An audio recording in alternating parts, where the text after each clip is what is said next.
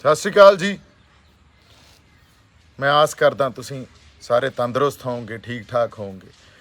पंजाब आपदी धरती ते, आपदी मिट्टी ते जिन्हों कहिंदे आ भी ਉਹ ਧਰਤੀ ਜਿਹੜੇ ਸਾਡੇ ਗੁਰੂਆਂ ਦੀ ਧਰਤੀ ਆ, ਉੱਥੇ ਆ ਚੁੱਕੇ ਆ ਜੀ, ਵਾਪਸ ਆ ਗਏ ਆ।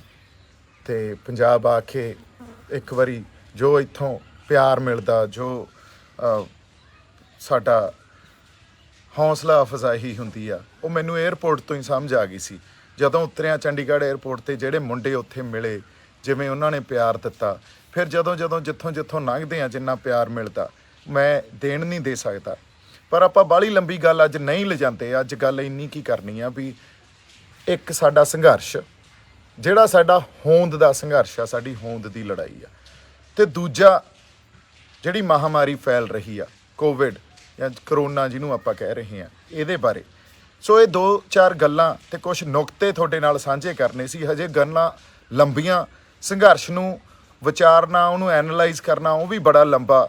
ਕੁਛ ਗੱਲਾਂ ਮੈਂ ਜੇਲ੍ਹ 'ਚ ਰਹਿ ਕੇ ਉੱਥੇ ਸਿੱਖੀਆਂ, ਐਨਲਾਈਜ਼ ਕੀਤੀਆਂ, ਉਹਨਾਂ ਗੱਲਾਂ ਨੂੰ ਵੀ ਤੁਹਾਡੇ 'ਚ ਲੈ ਕੇ ਆਊਂਗਾ।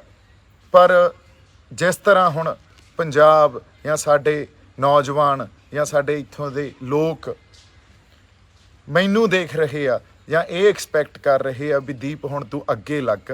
ਦੇਖੋ, ਇੱਕ ਵਾਹਿਗੁਰੂ ਨੇ ਸੇਵਾ ਬਖਸ਼ੀ ਆ, ਸੇਵਾ ਲਾਈ ਆ, ਤੇ ਤੁਹਾਡਾ ਪਿਆਰ ਤੇ ਹੌਸਲਾ ਅਫਜ਼ਾਈ ਮਿਲਿਆ। ਮੈਂ ਪਿੱਛੇ ਨਹੀਂ ਹਟਦਾ, ਇਹਦੇ 'ਚ ਕੋਈ ਸ਼ੱਕ ਨਹੀਂ। ਪਰ 2-3 ਗੱਲਾਂ ਵਿਚਾਰਨੀਆਂ ਸਾਡੇ ਵਾਸਤੇ, ਉਹੀ ਨੁਕਤਿਆਂ 'ਚ ਗੱਲ ਕਰਾਂਗੇ ਅੱਜ ਆਪਾਂ, ਬੜੀਆਂ ਜ਼ਰੂਰੀ ਆ। ਸੰਘਰਸ਼ ਸਾਡਾ, ਸਾਡੀ ਹੋਂਦ ਦੀ ਲੜਾਈ ਦਾ ਸੰਘਰਸ਼ ਅਸੀਂ ਵਿੱਢਿਆ, ਇਕੱਠੇ ਹੋ ਕੇ ਵਿੱਢਿਆ। ਉਸ ਸੰਘਰਸ਼ ਦੀ ਰੂਪ ਰੇਖਾ ਕੀ ਹੋਣੀ ਚਾਹੀਦੀ ਆ, ਹੁਣ ਇਹਨੂੰ ਐਨਾਲਾਈਜ਼ ਕਰਨਾ ਪਊਗਾ। ਅੱਜ ਸੰਘਰਸ਼ ਕਿੱਥੇ ਖੜਾ, ਇਹਨੂੰ ਐਨਾਲਾਈਜ਼ ਕਰਨਾ ਪਊਗਾ। ਕਿਉਂ ਖੜਾ, ਇਹਨੂੰ ਐਨਾਲਾਈਜ਼ ਕਰਨਾ ਹੋਊਗਾ। ਤੇ ਅੱਗੇ ਸਾਡਾ ਪੈਂਤੜਾ ਕੀ ਹੋਵੇ, ਸਾਡੀ ਰਣਨੀਤੀ ਕੀ ਹੋਵੇ, ਸਾਡੀ ਵਿਉਂਤ ਕੀ ਹੋਵੇ, ਇਹਨੂੰ ਵੀ ਐਨਾਲਾਈਜ਼ ਕਰਨਾ ਪਊਗਾ। ਇੱਕ ਗੱਲ ਬੜੀ ਹੀ ਸੰਘਰਸ਼ੀ ਬੰਦਿਆਂ 'ਚ ਹਮੇਸ਼ਾ ਇਹ ਮਸ਼ਹੂਰ ਆ, ਜਾਂ ਉਹ ਸੰਘਰਸ਼ੀ ਬੰਦੇ ਜਿਹੜੇ ਜੈਨੂਨਲੀ ਸੰਘਰਸ਼ੀ ਬੰਦੇ ਆ, ਉਹਨਾਂ ਨੂੰ ਇਹ ਗੱਲ, ਇਸ ਨੁਕਤੇ ਬਾਰੇ ਪਤਾ that every idea and every tactic has a half life। ਇਹ ਤੁਸੀਂ ਯਾਦ ਰੱਖਿਓ, every idea, every tactic has a half life। ਇਹਦਾ ਮੈਂ ਤੁਹਾਨੂੰ ਮਤਲਬ ਸਮਝਾਉਣਾ, ਥੋੜ੍ਹਾ ਜਿਹਾ ਸੰਖੇਪ 'ਚ ਜਾਂਦੇ ਆ। ਹਰ ਕਿਸੇ ਆਈਡੀਏ ਦੀ ਜਾਂ ਹਰ ਕਿਸੇ ਰਣਨੀਤੀ ਦੀ, ਟੈਕਟਿਕ ਦੀ ਇੱਕ ਲਾਈਫ ਹੁੰਦੀ ਆ। ਉਸ ਲਾਈਫ ਤੋਂ ਬਾਅਦ ਉਹਨੇ ਨਹੀਂ ਕੰਮ ਕਰਨਾ ਹੁੰਦਾ। ਅਸੀਂ 26 ਨਵੰਬਰ ਨੂੰ ਇਸ ਸੰਘਰਸ਼ ਨੂੰ ਪੰਜਾਬ ਤੋਂ ਦਿੱਲੀ ਲੈ ਕੇ ਗਏ ਸੀ। ਦਿੱਲੀ ਜਾ ਕੇ ਅਸੀਂ ਇਹ ਗੱਲ ਕਹੀ ਵੀ ਅਸੀਂ ਸਰਕਾਰ ਦੀ ਧੌਣ ਤੇ ਗੋਡਾ ਰੱਖ ਕੇ ਬਹਿ ਗਏ। ਤੇ ਤੁਸੀਂ ਵੇਖੋ ਉਦੋਂ ਬਾਅਦ ਜਿਸ ਤਰ੍ਹਾਂ ਮੀਟਿੰਗਾਂ ਹੋਈਆਂ, ਜਿਸ ਤਰ੍ਹਾਂ ਸਰਕਾਰ ਨੇ ਸਾਡੀ ਜਥੇਬੰਦੀਆਂ ਦੇ ਆਗੂਆਂ ਨੂੰ ਅਕੋਮੋਡੇਟ ਕੀਤਾ, ਏਡੀ ਵੱਡੀ ਡੈਲੀਗੇਸ਼ਨ ਨੂੰ ਅਕੋਮੋਡੇਟ ਕੀਤਾ, ਤੇ ਹਿਊਮਿਲੇਟ ਵੀ ਹੋਏ। ਸਾਡੇ ਆਗੂ ਉਹਨਾਂ ਨਾਲ ਜਾ ਕੇ ਸਿੱਧਾ ਗੱਲ ਵੀ ਕਰਦੇ ਰਹੇ, ਉਹਨਾਂ ਨੂੰ ਹਿਊਮਿਲੇਟ ਵੀ ਕੀਤਾ, ਤੇ ਉਹਨਾਂ ਨੇ ਝੱਲੀਆਂ ਇਹ ਗੱਲਾਂ। ਕਿਉਂਕਿ ਤੁਸੀਂ ਧੌਣ ਤੇ ਗੋਡਾ ਰੱਖ ਕੇ ਬੈਠੇ ਸੀ ਤੇ ਤੁਹਾਡਾ ਆਈਡੀਆ ਕੰਮ ਕਰ ਗਿਆ ਸੀ। ਉਹ ਆਈਡੀਆ ਜਿਹੜਾ ਨੌਜਵਾਨਾਂ ਨੇ 26 ਨਵੰਬਰ ਨੂੰ ਤੁਹਾਨੂੰ ਸਟੇਜ ਲਾ ਕੇ ਉੱਥੇ ਦੇਤੀ ਸੀ, ਤੇ ਸਿੰਘੂ ਬਾਰਡਰ ਤੇ, ਟਿਕਰੀ ਬਾਰਡਰ ਤੇ ਜਾ ਕੇ ਬਿਠਾਤੇ ਸੀ। ਅਦਰਵਾਈਜ਼ ਬਹੁਤ ਗੱਲ, ਇਹ ਤਾਂ ਸਾਡੇ ਉਸ ਵੇਲੇ ਜਮਾਂ ਹੀ ਐਸਟੈਬਲਿਸ਼ ਗੱਲ ਆ ਵੀ ਸਾਡੇ ਆਗੂ ਇਹ ਕਹਿੰਦੇ ਸੀ ਵੀ ਬਰਾੜੀ ਚੱਲੋ, ਪਰ ਲੋਕ ਅੜ ਗਏ। ਲੋਕਾਂ ਨੇ ਕਿਹਾ ਨਹੀਂ, ਅਸੀਂ ਇੱਥੇ ਹੀ ਬੈਠਾਂਗੇ, ਸਰਕਾਰ ਦੀ ਧੌਣ ਤੇ ਗੋਡਾ ਰੱਖਾਂਗੇ, ਤੇ ਅਸੀਂ ਰੱਖਿਆ। ਉਹ ਧੌਣ ਤੇ ਗੋਡੇ ਦੀ ਕਲਮੀਨੇਸ਼ਨ 26 ਜਨਵਰੀ ਨੂੰ ਹੋਈ। 26 ਜਨਵਰੀ ਨੂੰ ਜਦੋਂ ਸਾਡਾ ਪ੍ਰੈਸ਼ਰ, ਸਾਡਾ ਜਿਸ ਤਰ੍ਹਾਂ ਦਾ ਦਬਾਅ ਸੀ ਸਰਕਾਰ ਤੇ ਬਣਾਇਆ ਸੀ, ਜਿਸ ਤਰ੍ਹਾਂ ਸਰਕਾਰ ਸਾਨੂੰ ਵਾਰ-ਵਾਰ ਮੀਟਿੰਗਾਂ ਦੇ ਸੱਦੇ ਦੇ ਕੇ ਆਪ ਬੁਲਾਉਂਦੀ ਸੀ, ਉਹਦੀ ਕਲਮੀਨੇਸ਼ਨ 26 ਜਨਵਰੀ ਨੂੰ ਹੋਈ। ਪਰ 26 ਜਨਵਰੀ ਦੀ ਕਲਮੀਨੇਸ਼ਨ ਨੂੰ ਸਾਡੀ ਲੀਡਰਸ਼ਿਪ ਨੇ ਨਹੀਂ ਸਾਂਭਿਆ, ਉਹਨੂੰ ਐਕਨੋਲੇਜ ਨਹੀਂ ਕੀਤਾ, ਉਹਨੂੰ ਰੈਕਗਨਾਈਜ਼ ਨਹੀਂ ਕੀਤਾ। ਉਲਟਾ ਸਰਕਾਰ ਦੇ ਨੈਰੇਟਿਵ ਦੇ ਵਿੱਚ ਕੰਟਰੀਬਿਊਟ ਕੀਤਾ ਵੀ ਨਹੀਂ, ਇਹ ਤਾਂ ਸਾਡੇ ਬੰਦੇ ਹੀ ਨਹੀਂ ਆ, ਇਹ ਤਾਂ ਦੀਪ ਸਿੱਧੂ ਦਾ ਬੰਦੇ ਉੱਥੇ ਲੈ ਗਿਆ ਤੇ ਇਹ ਦੀਪ ਸਿੱਧੂ ਨੇ ਸਾਰਾ ਕੰਮ ਕਰਾਇਆ। ਦੇਖੋ, ਜੇ ਇਸ ਤਰ੍ਹਾਂ ਅਸੀਂ ਕੰਪਾਰਟਮੈਂਟਲਾਈਜ਼ ਕਰਾਂਗੇ, ਇਸ ਤਰ੍ਹਾਂ ਜੇ ਅਸੀਂ ਬਾਈਨਰੀਜ਼ ਕ੍ਰੀਏਟ ਕਰਾਂਗੇ, ਆਪਦੇ ਬੰਦਿਆਂ ਨੂੰ ਨਕਾਰ ਦਾਂਗੇ, ਉਹਨਾਂ ਨੂੰ ਡਿਸਓਨ ਕਰ ਦਾਂਗੇ, ਤੇ ਉਹਨਾਂ ਨੂੰ ਡਿਸਕ੍ਰੈਡਿਟ ਕਰਨ ਵਾਸਤੇ ਵੀ ਇਹ ਤਾਂ ਗਦਾਰ ਆ, ਇਹੋ ਜਿਹਾ ਨੈਰੇਟਿਵ ਥਰੋ ਕਰਾਂਗੇ, ਤਾਂ ਫੇਰ ਤਾਂ ਅਸੀਂ ਜਿਹੜਾ ਸੰਘਰਸ਼ ਲੜ ਰਹੇ ਹਾਂ ਉਹਦੀ ਰੂਪ ਰੇਖਾ ਜਾਂ ਉਹਦੀ ਨੁਹਾਰ ਕਦੇ ਬਣ ਹੀ ਨਹੀਂ ਸਕਦੀ। ਅਸੀਂ ਜੇ ਆਪਦਾ ਇੱਕ ਆਈਡੀਆ ਜਿਹਨੇ ਕੰਮ ਕੀਤਾ ਸੀ ਵੀ ਦਿੱਲੀ ਚਲੋ, ਦੂਜਾ ਆਈਡੀਆ ਵੀ 26 ਜਨਵਰੀ ਨੂੰ ਅਸੀਂ ਦਿੱਲੀ ਦੇ ਅੰਦਰ ਜਦੋਂ ਤੁਸੀਂ ਇਹ ਗੱਲ ਲੋਕਾਂ 'ਚ ਲੈ ਕੇ ਆਏ, ਹੋ ਸਕਦਾ ਕਿਸੇ ਹੱਦ ਤੱਕ ਇਹ ਮੈਂ ਗੱਲ ਵੀ ਨਾ ਸਮਝਿਆ ਹੋਵਾਂ, ਪਰ ਲੋਕ ਇਹ ਗੱਲ ਸਮਝ ਗਏ ਸੀ, ਕਿਉਂਕਿ ਇਹ ਸਿਰਫ ਯੂਨੀਅਨ ਲੀਡਰਸ ਦੀ ਜਾਂ ਕਿਸਾਨੀ ਦੀ ਸਟਰਗਲ ਨਹੀਂ ਆ, ਇਹ ਬਹੁਤ ਵੱਡੀ ਸਟਰਗਲ ਆ ਜਿਹਨੂੰ ਤੁਸੀਂ ਆਪ ਮੰਨਦੇ ਹੋ। ਇਹ ਲੋਕ ਸਟਰਗਲ ਆ, ਲੋਕਾਂ ਦਾ ਸੰਘਰਸ਼ ਆ। ਲੋਕ ਇਹ ਗੱਲ ਸਮਝਦੇ ਸੀ ਵੀ 26 ਤਰੀਕ ਨੂੰ ਜਿਸ ਤਰ੍ਹਾਂ ਦਾ ਦਬਾਅ ਅਸੀਂ ਸਰਕਾਰ ਤੇ ਬਣਾ ਰਹੇ ਹਾਂ, ਇਹਦਾ ਕੋਈ ਨਾ ਕੋਈ ਰਿਜ਼ਲਟ ਨਿਕਲਣਾ। ਉਹਦੀ ਕਲਮੀਨੇਸ਼ਨ 26 ਜਨਵਰੀ ਨੂੰ ਜਾ ਕੇ ਹੋਈ। ਤੁਸੀਂ ਸੰਘਰਸ਼ ਨੂੰ ਵੀ ਡਿਸਓਨ ਕੀਤਾ, ਆਪਦੇ ਲੋਕਾਂ ਨੂੰ ਵੀ ਡਿਸਓਨ ਕੀਤਾ, ਇਹ ਕਹਿ ਕੇ ਵੀ ਉਹ ਸਾਡੇ ਲੋਕ ਹੀ ਨਹੀਂ ਆ। ਤੇ ਅਗਲੀ ਗੱਲ, ਉਹਦੇ ਸਭ ਤੋਂ ਵੱਡੀ ਗੱਲ ਜਿਹੜੀ ਤੁਸੀਂ ਕੀਤੀ, ਉਸ ਸਾਰੇ ਵਰਤਾਰੇ ਨੂੰ ਡਿਸਕ੍ਰੈਡਿਟ ਕਰਕੇ, ਤੇ ਲੋਕ ਜਿਹੜੇ ਉਹਦੇ ਨਾਲ ਜੁੜੇ ਬੰਦੇ ਸੀ, ਸ਼ਖਸੀਅਤਾਂ ਸੀ, ਉਹਨਾਂ ਨੂੰ ਵੀ ਡਿਸਕ੍ਰੈਡਿਟ ਕਰਕੇ ਲੋਕਾਂ 'ਚ ਡਿਸਲਿਊਜ਼ਨ ਚਲੀ ਗਈ। ਲੋਕਾਂ ਨੂੰ ਐਂ ਲੱਗਿਆ ਯਾਰ ਇੱਥੇ ਤਾਂ ਪੋਲੀਟਿਕਸ ਹੋਈ ਜਾਂਦੀ ਹੈ, ਤਾਂ ਇਕੱਠੇ ਹੋ ਹੀ ਨਹੀਂ ਸਕਦੇ, ਇਹ ਤਾਂ ਇੱਕ ਸਰਟੀਫਿਕੇਟ ਵੰਡੀ ਜਾਂਦੇ ਆ। ਸੋ 26 ਜਨਵਰੀ ਤੱਕ ਸਾਡਾ ਜਿਹੜਾ ਆਈਡੀਆ ਕੰਮ ਕਰ ਰਿਹਾ ਸੀ, ਉਹ 26 ਜਨਵਰੀ ਤੋਂ ਬਾਅਦ ਵੀ ਅੱਜ ਵੀ ਲੀਡਰਸ਼ਿਪ ਉਸੇ ਆਈਡੀਆ ਤੇ ਬੈਠੀ ਆ ਵੀ ਇੱਥੋਂ ਇਕੱਠੇ ਹੋ ਤੇ ਇਕੱਠੇ ਹੋ ਕੇ ਫਿਰ ਦਿੱਲੀ ਵੱਲ ਨੂੰ ਚਾਲੇ ਪਾਓ। ਆਏ ਨਹੀਂ ਹੁੰਦਾ। ਇੱਕ ਆਈਡੀਏ ਦੀ ਲਾਈਫ ਹੁੰਦੀ ਹੈ, ਇਹ ਸੰਘਰਸ਼ੀ ਬੰਦਿਆਂ ਨੂੰ ਪਤਾ ਹੁੰਦਾ। ਅੱਜ ਨਵਾਂ ਪੈਂਤੜਾ ਘੜਨਾ ਪੈਣਾ, ਕਿਸ ਤਰ੍ਹਾਂ ਅਸੀਂ ਪ੍ਰੈਸ਼ਰ ਬਿਲਡ ਕਰਨਾ। ਤੁਸੀਂ ਮੈਨੂੰ ਦੱਸ ਦਿਓ 26 ਜਨਵਰੀ ਤੋਂ ਬਾਅਦ, ਉਦੋਂ ਬਾਅਦ ਜਾਂ ਇੱਕ ਵੀ ਮੀਟਿੰਗ ਹੋਈ ਹੋਵੇ, ਇੱਕ ਵੀ ਮੀਟਿੰਗ ਲਈ ਤੁਹਾਨੂੰ ਸੱਦਾ ਦਿੱਤਾ ਹੋਵੇ ਸਰਕਾਰ ਨੇ, ਕਿਉਂ ਨਹੀਂ ਦਿੱਤਾ? ਕੋਈ ਪ੍ਰੈਸ਼ਰ ਹੀ ਨਹੀਂ ਆ ਉਹਨਾਂ ਤੇ, ਉਹਨਾਂ ਨੂੰ ਕੋਈ ਫਰਕ ਹੀ ਨਹੀਂ ਪੈਂਦਾ। ਅਸੀਂ ਆਪਸ 'ਚ ਜ਼ਿਆਦਾ ਉਲਝੀ ਜਾਂਦੇ ਆ, ਇੱਕ ਦੂਜੇ ਤੇ ਤੌਹਮਤਾਂ ਲਾਈ ਜਾਂਦੇ ਆ। ਤੁਸੀਂ ਇਹ ਵੇਖ ਲਓ, ਸਾਡੀ ਸਟਰਗਲ ਦਾ ਹਾਲ ਵੇਖ ਲਓ। ਅਸੀਂ ਤਹਿਜ਼ੀਬ ਭੁੱਲ ਗਏ, ਭਾਸ਼ਾ ਤੇ ਸਾਡਾ ਕੰਟਰੋਲ ਨਹੀਂ ਆ, ਤਰੀਕਾ ਸਲੀਕਾ ਭੁੱਲ ਗਏ, ਗਾਲਾਂ ਕੱਢ ਲਓ ਇੱਕ ਦੂਜੇ ਨੂੰ। ਜਦੋਂ ਤੁਹਾਡੇ ਕੋਲੇ ਤੁਹਾਡੀ ਤਹਿਜ਼ੀਬ ਹੀ ਨਹੀਂ ਆ, ਫਿਰ ਤੁਸੀਂ ਇੱਕ ਹਿਊਮਨ ਸਟਰਗਲ ਲੜ ਰਹੇ ਹੋ, ਫਿਰ ਉਹ ਹਿਊਮਨ ਸਟਰਗਲ ਤਾਂ ਰਹਿ ਹੀ ਨਹੀਂ ਗਈ ਨਾ। ਉਹਦੇ 'ਚ ਹਿਊਮਨ ਐਲੀਮੈਂਟ ਹੀ ਖਤਮ ਹੋ ਗਿਆ। ਹਿਊਮਨ ਐਲੀਮੈਂਟ ਤਾਂ ਤਹਿਜ਼ੀਬ ਸਿਖਾਉਂਦਾ ਤੁਹਾਨੂੰ, ਇੱਕ ਦੂਜੇ ਨੂੰ ਰਿਸਪੈਕਟ ਕਰਨਾ ਸਿਖਾਉਂਦਾ। ਇੱਕ ਹਿਊਮਨ ਸਟਰਗਲ 'ਚ ਜੇ ਤੁਹਾਡੇ ਕੋਲੇ ਤਹਿਜ਼ੀਬ ਨਹੀਂ ਆ, ਫਿਰ ਕਿੱਥੋਂ ਸਟਰਗਲ ਲੜ ਲਾਂਗੇ ਅਸੀਂ? ਸਾਨੂੰ ਤਰੀਕਾ ਸਲੀਕਾ ਹੀ ਨਹੀਂ ਆਉਂਦਾ ਇੱਕ ਦੂਜੇ ਨਾਲ ਗੱਲ ਕਰਨ ਦਾ। ਅਸੀਂ ਕਿਸੇ ਵੀ ਹੱਦ ਤੱਕ ਜਾਣ ਲੱਗ ਗਏ। ਭਾਸ਼ਾ 'ਚ ਕਿੱਡੀ ਵੱਡੀ ਨਫ਼ਰਤ ਝਲਕਦੀ ਆ, ਐਨੀਮਿਟੀ ਝਲਕਦੀ ਆ, ਰਾਈਵਲਰੀ ਝਲਕਦੀ ਆ। ਹੁਣ ਸਰਕਾਰ ਨੂੰ ਕੋਈ ਨਹੀਂ ਗਾਲਾਂ ਕੱਢਦਾ, ਬੀਜੇਪੀ ਨੂੰ ਕੋਈ ਨਹੀਂ ਮਾੜਾ ਕਹਿੰਦਾ। ਮਾੜਾ ਕਿਹਨੂੰ ਕਹਿੰਦੇ ਆ? ਇੱਕ ਦੂਜੇ ਨੂੰ। ਤੁਸੀਂ ਇਹ ਵੇਖ ਲਓ, ਅੱਜ ਜੋ ਸੰਘਰਸ਼ ਦੀ ਰੂਪ ਰੇਖਾ ਜਾਂ ਨੁਹਾਰ ਆ, ਜਾਂ ਇਹਦਾ ਵਹਿਣ ਕਿਸ ਪਾਸੇ ਵਹਿ ਰਿਹਾ, ਇਹ ਤਾਂ ਅਸੀਂ ਆਪਸ 'ਚ ਉਲਝ ਪਏ। ਸੋ ਮੈਨੂੰ ਐਂ ਲੱਗਦਾ ਲੀਡਰਸ਼ਿਪ ਨੂੰ ਵੀ ਆਪਦਾ ਦ੍ਰਿਸ਼ਟੀਕੋਣ ਆ ਜਿਹੜਾ, ਉਹ ਥੋੜ੍ਹਾ ਜਿਹਾ ਵੱਡਾ ਕਰਨਾ ਚਾਹੀਦਾ। ਦ੍ਰਿਸ਼ਟੀਕੋਣ ਜਦੋਂ ਤੋਂ ਪੰਜਾਬ ਤੋਂ ਅਸੀਂ ਤੁਰੇ ਹਾਂ, ਉਹਨਾਂ ਨੇ ਹੋ ਸਕਦਾ ਇਸ ਗੱਲ ਨੂੰ ਅਪਣਾ ਲਿਆ ਹੋਵੇ ਜਾਂ ਇੱਥੋਂ ਤੱਕ ਇਵੋਲਵ ਹੋ ਗਏ ਹੋਣ ਵੀ ਇਹ ਸਾਡੀ ਹੋਂਦ ਦੀ ਲੜਾਈ ਆ, ਪਰ ਉਸ ਦ੍ਰਿਸ਼ਟੀਕੋਣ ਨੂੰ ਕਦੇ ਵੱਡਾ ਹੀ ਨਹੀਂ ਕੀਤਾ। ਉਹਨੂੰ ਇੱਥੋਂ ਤੱਕ ਹੀ ਸੀਮਤ ਰੱਖਿਆ, ਤੰਗ ਨਜ਼ਰੀ 'ਚ ਦੇਖਿਆ ਵੀ ਨਹੀਂ, ਇਹ ਤਾਂ ਸਿਰਫ ਕਿਸਾਨੀ ਸੰਘਰਸ਼ ਆ ਤੇ ਬਿੱਲਾਂ ਦੀ ਗੱਲ ਕਰੋ। ਜਦੋਂ ਰਾਜੇਵਾਲ ਸਾਹਿਬ ਆਪ ਇਹ ਗੱਲ ਕਹਿੰਦੇ ਆ ਵੀ ਐਗਰੀਕਲਚਰ ਸਟੇਟ ਸਬਜੈਕਟ ਨਹੀਂ ਆ, ਸੈਂਟਰ ਸਬਜੈਕਟ ਨਹੀਂ ਹੈ, ਤਾਂ ਸਟੇਟ ਸਬਜੈਕਟ ਆ, ਫਿਰ ਤਾਂ ਗੱਲ ਹੀ ਪਾਲਿਸੀ ਮੇਕਿੰਗ ਦੀ ਕਰ ਰਹੇ ਹੋ ਤੁਸੀਂ। ਫਿਰ ਤਾਂ ਉਹ ਯੂਨਿਟਰੀ ਫਾਰਮ ਆਫ ਗਵਰਨਮੈਂਟ ਨੂੰ ਚੈਲੰਜ ਤਾਂ ਕਰ ਹੀ ਰਹੇ ਹੋ ਜਦੋਂ ਇੱਥੇ ਗੱਲ ਆ ਜਾਂਦੀ ਆ। ਸੋ ਇਹੀ ਤਾਂ ਗੱਲਾਂ ਆਪਾਂ ਕੀਤੀਆਂ ਸੀ। ਅੱਜ ਸਾਨੂੰ ਨਵਾਂ ਪੈਂਤੜਾ ਘੜਨਾ ਪਊਗਾ ਹੁਣ ਸੰਘਰਸ਼ ਨੂੰ ਚਲਾਉਣ ਵਾਸਤੇ। ਜਿੰਨਾ ਪਲਾਨ ਬੀ ਦੀ ਆਪਾਂ ਗੱਲ ਕਰਦੇ ਹੁੰਦੇ ਸੀ, ਉਹ ਪਲਾਨ ਬੀ ਤੇ ਵੀ ਆਉਣਾ ਪਊਗਾ। ਸਾਨੂੰ ਸਿਰ ਜੋੜ ਕੇ ਬੈਠਣਾ ਪਊਗਾ, ਸੰਵਾਦ ਕਰੀਏ, ਵਿਵਾਦ ਨਾ ਕਰੀਏ। ਜਦੋਂ ਤੱਕ ਸਿਰ ਜੋੜ ਕੇ ਬੈਠਾਂਗੇ ਨਹੀਂ, ਇੱਕ ਦੂਜੇ ਨੂੰ ਸਪੇਸ ਨਹੀਂ ਦੇਵਾਂਗੇ, ਕੋਐਗਜ਼ਿਸਟ ਨਹੀਂ ਕਰਾਂਗੇ, ਉਦੋਂ ਤੱਕ ਅਸੀਂ ਕਹਾਂਗੇ ਵੀ ਸੰਘਰਸ਼ ਲੜ ਲਾਂਗੇ ਅਸੀਂ, ਉਹ ਵੀ ਹਿਊਮਨ ਸੰਘਰਸ਼ ਲੜ ਲਾਂਗੇ। ਨਹੀਂ, ਅਸੀਂ ਤਾਂ ਤਰੀਕੇ ਸਲੀਕੇ ਹੀ ਭੁੱਲਦੇ ਜਾਂਦੇ ਹਾਂ। ਸਾਡੇ 'ਚ ਕੋਈ ਤਹਿਜ਼ੀਬ ਤੇ ਨਫਾਸਤ ਰਹਿ ਹੀ ਨਹੀਂ ਗਈ।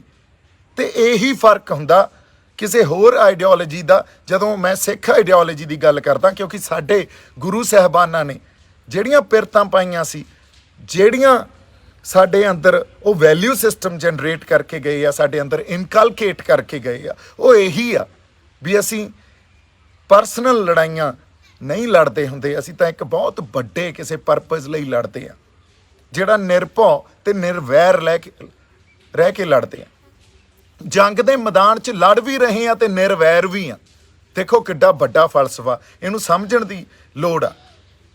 ਸੋ ਜੇ ਅਸੀਂ ਉਹਨਾਂ ਕਮਾਈਆਂ ਤੋਂ, ਉਹਨਾਂ ਪਿਰਤਾਂ ਤੋਂ, ਉਹਨਾਂ ਉਸ ਵੈਲਿਊ ਸਿਸਟਮ ਤੋਂ ਦੂਰ ਚਲੇ ਗਏ, ਫਿਰ ਇਹ ਤਾਂ ਵਰਲਡਲੀ ਗੱਲ ਹੋ ਜੂਗੀ। ਜਿੱਥੋਂ ਜਿਵੇਂ ਕਿ ਵਰਲਡਲੀ ਗੱਲ ਕੀ ਆ? ਵਰਲਡਲੀ ਉਹ ਗੱਲ ਆ ਜਿਹੜੀ ਇੱਕ ਕਮਿਊਨਿਸਟ ਵਿਚਾਰਧਾਰਾ ਕਿਸੇ ਹੱਦ ਤੱਕ, ਸੈਕੂਲਰ ਵਿਚਾਰਧਾਰਾ ਕਿਸੇ ਹੱਦ ਤੱਕ ਆਪਾਂ ਇਹ ਕਹਿ ਲਓ ਵੀ ਨਵੀਂ ਜਿਹੜੀ ਇਹ ਸਟਰਕਚਰ ਸਾਰਾ ਪੈਦਾ ਹੋ ਰਿਹਾ, ਜਿਹਦੇ ਅਗੇਂਸਟ ਆਪਾਂ ਲੜਾਈਆਂ ਲੜ ਰਹੇ ਹਾਂ। ਇੱਕ ਫਾਸਿਸਟ ਕੌਨਸਟੀਟਿਊਐਂਸੀ ਪੈਦਾ ਕੀਤੀ ਜਾ ਰਹੀ ਹੈ। ਅੱਜ ਜੇ ਆਪਾਂ ਸੰਤਾਂ ਦੀ ਗੱਲ ਕਰ ਦਿੰਦੇ ਹਾਂ, ਸੰਤ ਜਰਨੈਲ ਸਿੰਘ ਭਿੰਡਰਾਂ ਵਾਲਿਆਂ ਦੀ, ਨਹੀਂ, ਉਹ ਪੰਜਾਬ ਦੇ ਇੱਕ ਪੋਲੀਟੀਕਲ ਸਟਰਕਚਰ ਦਾ ਵੀ ਪਾਰਟ ਸੀ। ਉਹਨੂੰ ਕਿਵੇਂ ਧਰਮ ਦੇ ਨਾਲ ਵਾਰ-ਵਾਰ ਜੋੜ ਦਿੰਦੇ ਆ, ਕੰਪਾਰਟਮੈਂਟਲਾਈਜ਼ ਕਰ ਦਿੰਦੇ ਆ। ਔਰ ਇਹ ਗੱਲ ਸਾਰੀ ਕਿੱਥੋਂ ਆਈ? ਇਹ ਉਸ ਵੈਸਟਰਨ ਸਟਰਕਚਰ 'ਚੋਂ ਗੱਲ ਆਈ ਹੋਈ ਆ, ਜੋ ਵੈਸਟਰਨ ਸਟਰਕਚਰ ਨੇ ਇੱਕ ਹਿਊਮਨਟੇਰੀਅਨ ਗਰਾਊਂਡ ਨੂੰ ਇਹ ਕਹਿ ਕੇ ਪ੍ਰਮੋਟ ਕੀਤਾ ਵੀ ਅਸੀਂ ਸੈਕੂਲਰ ਹਾਂ, ਅਸੀਂ ਤਾਂ ਧਰਮ ਤੋਂ ਦੂਰ ਹਾਂ। ਜਾਂ ਕਮਿਊਨਿਜ਼ਮ 'ਚੋਂ ਗੱਲ ਆਈ ਆ ਵੀ ਨਹੀਂ, ਅਸੀਂ ਧਰਮ ਤੋਂ ਦੂਰ ਹਾਂ।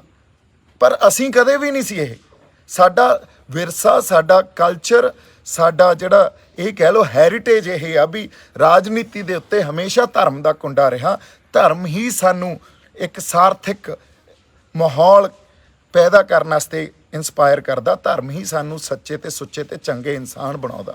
ਧਰਮ ਹੀ ਸਾਨੂੰ ਤਹਿਜ਼ੀਬ ਦਿੰਦਾ, ਹਿਊਮਨ ਐਲੀਮੈਂਟ ਸਾਡੇ 'ਚ ਪੈਦਾ ਕਰਦਾ। ਧਰਮ ਨੂੰ ਜਿਸ ਤਰ੍ਹਾਂ ਅਸੀਂ ਦੇਖਣ ਲੱਗ ਗਏ ਤਾਂ ਬਹੁਤ ਮਾੜੀਆਂ ਗੱਲਾਂ। ਧਰਮ ਸਾਨੂੰ ਕੰਪਾਰਟਮੈਂਟਲਾਈਜ਼ ਨਹੀਂ ਕਰਦਾ, ਉਹ ਸਾਨੂੰ ਐਕਚੁਅਲੀ ਹਿਊਮੈਨਿਟੀ ਸਿਖਾਉਂਦਾ।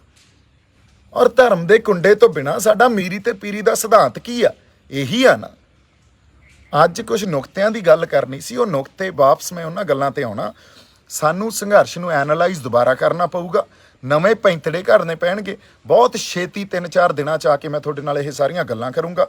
ਪਰ ਅੱਜ ਇਕੱਠੇ ਹੋ ਕੇ ਉੱਧਰ ਨੂੰ ਤੁਰ ਪਈਏ, ਇਹ ਹੱਲ ਨਹੀਂ ਆ।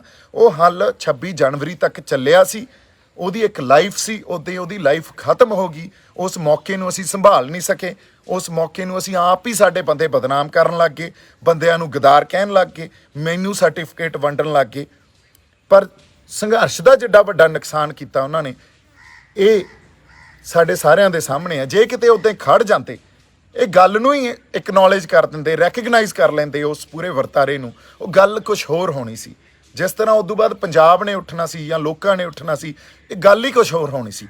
ਫਿਰ ਉੱਥੇ ਕਿਸੇ ਵੀ ਤਰ੍ਹਾਂ ਨਿਸ਼ਾਨ ਸਾਹਿਬ ਦੀ ਬੇਅਦਬੀ ਜਾਂ ਨਿਸ਼ਾਨ ਸਾਹਿਬ ਨੂੰ ਜੇ ਆਪਾਂ ਕਹੀਏ ਵੀ ਅਗਨ ਭੇਂਟ ਕੀਤਾ ਜਾਂਦਾ, ਤੇ ਉੱਥੇ ਇਹ ਗੱਲਾਂ ਕਹੀਆਂ ਜਾਂਦੀਆਂ ਵੀ ਉੱਥੇ ਤਾਂ ਯਾਰ ਬਹੁਤ ਨਿਸ਼ਾਨ ਸਾਹਿਬ ਸੀ ਤੇ ਉੱਥੇ ਕੇਸਰੀ ਹੋ ਜਾਣਾ ਸੀ। ਤੇ ਇਹ ਸਾਰਾ ਡਰ ਹੀ ਪੈਦਾ ਕੀਤਾ ਗਿਆ ਨਾ।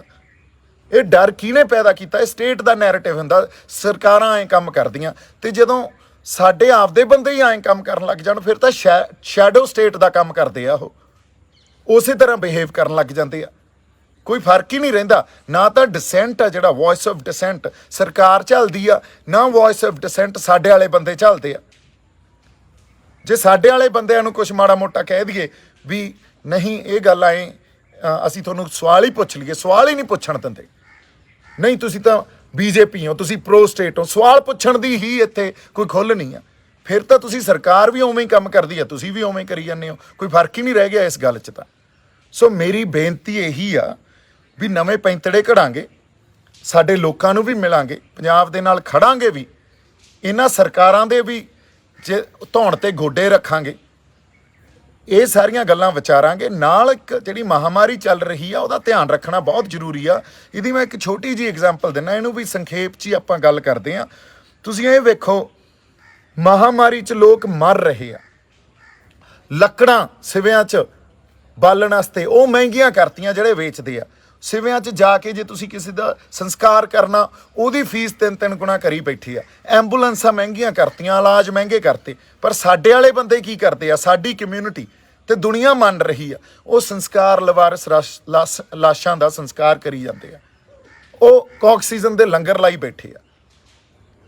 ਇਹ ਫਰਕ ਆ ਬਾਕੀ ਦੁਨੀਆ 'ਚ, ਆਮ ਦੁਨਿਆਵੀ ਗੱਲਾਂ 'ਚ ਤੇ ਸਾਡੇ 'ਚ।